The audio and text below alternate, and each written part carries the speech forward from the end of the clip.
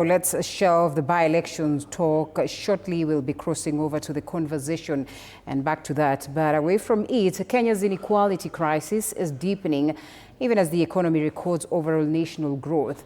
Now, new data now shows that the richest 125 individuals control more than 77% of the country's total wealth.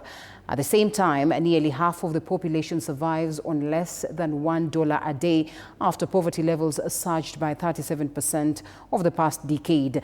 Now, debt repayment continues to choke public spending and consuming close to 69% of their national budget.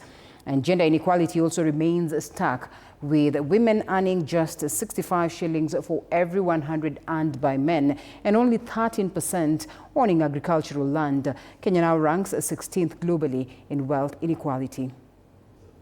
Kenya's widening economic strain is drawing fresh scrutiny as new data and political voices highlight the depth of the country's fiscal challenges. We have 125 people who have amassed so much wealth, more than almost 43 million people in the country. The latest inequality assessment shows that nearly half of Kenyans live in extreme poverty, even as the richest 125 individuals control more wealth than 77% of the population. 46% of the Kenyans living in extreme poverty, 70% facing hunger.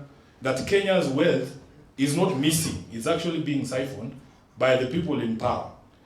And that Nairobi, the capital, the people that I lead, is the most unequal county in Kenya.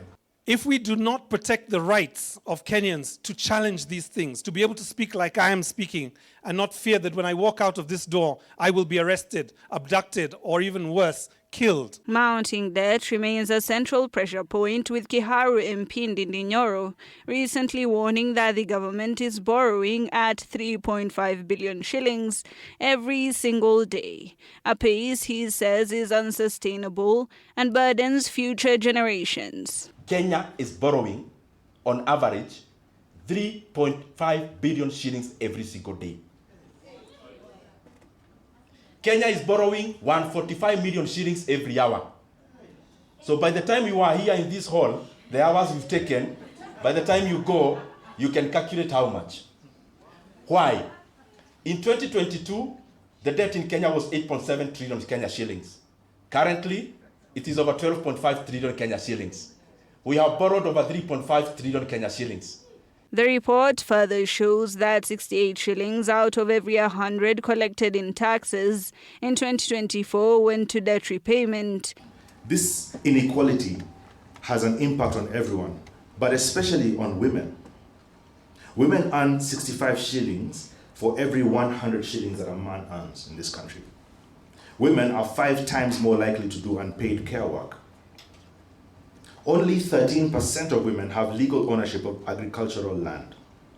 And among poor households, that drops to 4%. When a woman cannot access land, healthcare, education, or justice, then the whole society pays the price. Hibak Said for TV 47.